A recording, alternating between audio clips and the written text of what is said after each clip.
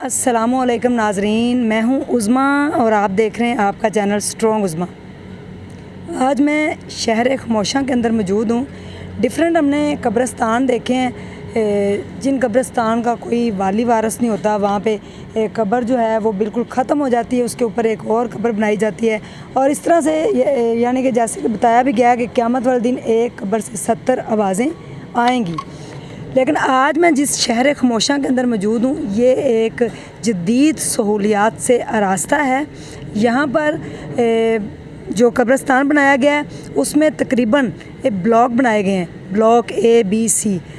आपने सोसाइटियों के ब्लॉक तो देखे होंगे, लोगों के घरों के जो नंबर हैं वो भी देखे होंगे, लेकिन यहाँ पे कब्रों के भी नंबर होंगे और ब्लॉक का भी नंबर होगा कि किस ब्लॉक के अंदर किसकी कब्र है। और ये नया गवर्नमेंट ने जो है वो रकबा जो है इसके लिए कब्रिस्तान के लिए लॉन्च किया है। बाई कोर्ट के पास है, रायविंड की तरफ जाते हुए वहाँ पे मैं आज मौजूद हूँ।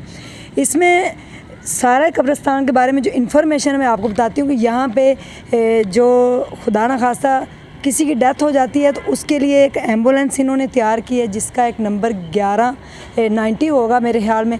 वो नंबर के ऊपर आप कॉल करेंगे और फिर डेड बॉडी जो है ना घर से लेके आएंगे और उसको गुस्ल भी यहाँ पे दिया जाएगा, कफन भी ये लोग देंगे, स्लैपें भी जो होती हैं कब्र के ऊपर डालते हैं वो भी, सारा खर्चा होगा। लेकिन सिर्फ उसकी 2000 रुपये मेरे ख्याल में मैक्सिमम जो है फ़ीस होगी। फ़िलहाल तो सबके लिए इन्होंने ओपन किया है कि कहीं से भी कोई लावारिस लाश मिलेगी या कोई जिसके जो गरीब लोग हैं जो अफोर्ड नहीं कर सकते। कब्रिस्तान के लिए बड़ा मसला है कि अगर किसी की डेथ हो जाती है तो लाहौर के अंदर ख़ास तौर पे कब्रिस्तान के अंदर जगह ही नहीं मिलती। तो फ़िलहाल इन्होंने अनाउंसमेंट यही की है कि जहाँ से मर्ज़ी कोई डेड बॉडी आएगी उसको ये लेंगे। साथ एक रूम खाली बनाया गया कि अगर एक वक्त में कई डेड बॉडियाँ आती हैं तो उनको फिर साइड वाले कमरे में रख के फिर पहले मैयत को गुस्ल देंगे। और गुस्ल देने के लिए आप देख रहे हैं स्क्रीन के आपको ऊपर नज़र आ रहा होगा कि बड़ा आली शान सा उन्होंने वो ना बनाया है गुस्ल देने के लिए मैयत को। शावर लगाए गए हैं बड़े प्यारे, तो जो डेड बॉडी है उसको शावर से गुस्ल दिया जाएगा। उसके बाद आप जिस ब्लॉक के अंदर आपकी कब्र होगी वहाँ पे रोज़ बनाएंगे, ऐसे रोज़ उसकी कितारें बनेंगी कब्रों की, वहाँ के अंदर जो डेड बॉडी उसको दफन किया जाएगा। और जदीद सहूलियात से आरास्ता ये कब्रिस्तान बनाया गया है। बड़ी बड़ी सोसाइटियों के इस तरह से देखे हैं कि ब्लॉक उनके बड़े बड़े आलीशान, यहाँ पे जनाजगा बड़ी आलीशान उन्होंने बनाई है। उसके बाद मैयत को गुस्ल देने की जगह, फिर उसके बाद एडमन ब्लॉक है जहाँ पे आके वो सारा अपना प्रोसेस करवाएंगे उनसे। उसके बाद जाके पार्किंग का बहुत बड़ा एरिया छोड़ा गया है। जब कोई डेड बॉडी लेके आएंगे तो उनके लिए गाड़ियों की पार्किंग के लिए यहाँ पे बहुत वसी इंतज़ाम है। एट अ टाइम मेरे ख्याल में 1000+ जो गाड़ी यहाँ पे खड़ी हो सकती है, इतना बड़ा एरिया इन्होंने कवर किया है। पीछे कब्रिस्तान के लिए जगह मुख्तसिस की गई है और ब्लॉक A में तकरीबन जैसे 1200 कब्रें होंगी, फिर ब्लॉक B में 1500 होंगी, ब्लॉक C में तो इस तरह A से लेकर G तक जो है ना वो F तक ब्लॉक बनाए गए हैं। और जो ब्लॉक भी होगा उसका सामने साइन बोर्ड लगा होगा, वहाँ पे कब्र बनेगी और मेरे ख्याल में कब्रें एक जैसी होंगी। कोई कब्र भी किसी को पक्की बनाने की इजाज़त नहीं दी जाएगी। सेम कब्रें होंगी अमीर की और गरीब की, सबकी लावारिस जो लाश होगी सारी कब्रें एक जैसी बनेंगी और होना भी इस तरह चाहिए। अगर आपने जन्नतुल बकी का कब्रिस्तान देखा है तो बिल्कुल ऐसे किसी की कोई तख्ती, कोई बोर्ड, कोई कब्र को पक्का नहीं किया गया। यहाँ पे लोग कब्रें भी बड़ी आलीशान जाके बना देते हैं।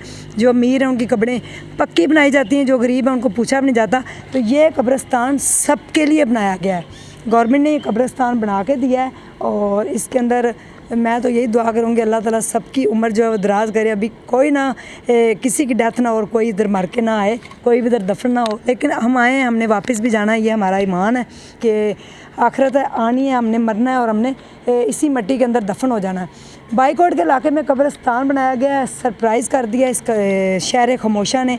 और अभी इसकी ओपनिंग होगी, उसके बाद सारा प्रोसेस हो जाएगा। गाड़ी आपको एम्बुलेंस घर से आपकी डेड बॉडी लेके आएगी।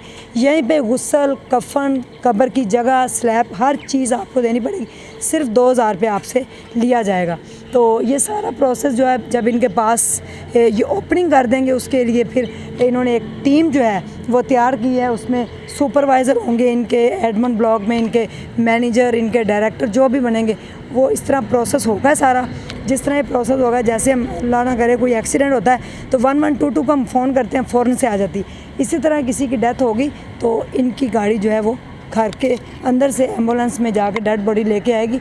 और लोगों को टेंशन होती है कि हमारा खुदा ना खास्ता किसी गरीब का अगर कोई मर जाता है तो उसको कब्र के लिए जगह नहीं मिलती, फिर वो 25 से 30-40 हज़ार रुपये फ़ौरी तौर पे इंतज़ाम करे तो डेड बॉडी जो है ना उसको वो दफन कर सकता है। और ऊपर से फिर रिश्तेदार आ जाते हैं, फिर उनके लिए बिरयानी की देगें अलहदा से बनानी पड़ती हैं। तो एक तो इंसान जो गरीब होता है उनके घर अगर किसी की डेथ होती है वो उसकी वजह से परेशान होता है कि अब इसको दफन हमने कहाँ करना है। और फिर कई दूर दराज इलाकों से लोग गांव से आए होते हैं, वहाँ पे डेड बॉडी ले जाने के लिए भी एम्बुलेंस भारी भरकम फ़ीस आपसे मांगती है। कोई एम्बुलेंस अगर आप करवाते हैं तो तकरीबन अगर आपने दूर दराज जाना है तो 50,000 भी 60,000 भी लोग लेते हैं। जैसे आप इस्लामाबाद से आगे गुजर जाएं या इधर मुल्तान से आगे, बहावलपुर से आगे, इस तरह दूर दराज इलाकों में तो ये बड़ा जदीद कब्रिस्तान बनाया गया है और गवर्नमेंट ने बड़ा अच्छा ये काम किया है गरीबों के लिए, अमीरों के लिए। चले अमीर तो फिर भी अफोर्ड करते हैं, वो अपने इलाके में सोसाइटियों में कब्रिस्तान की जगह दी जाती है।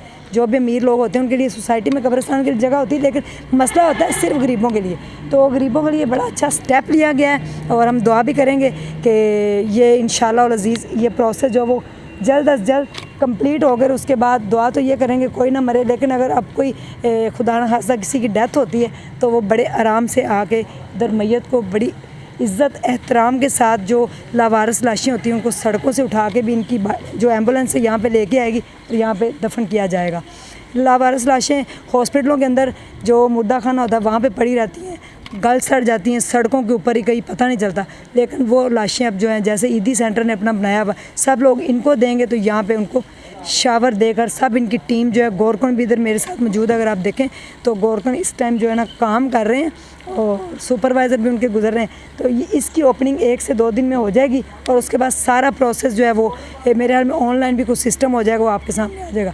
मुझे दीजिए इस शहर खमोशा से इजाज़त, ज़िंदगी में कुछ ऐसे काम कर जाएँ कि आपकी कब्र पे आके कोई दुआ करने वाला हो और आपको याद रखने वाला हो, कोई फातिहा पढ़ने वाला हो, सदका जारिया कुछ ऐसा करके जाएं कि उसका सवाब आपको कब्र में मिलता रहे। क्योंकि कब्र में जाके जो आपने पीछे छोड़ा होगा, जो आपने माल किए होंगे, उसी का सवाब मिलेगा।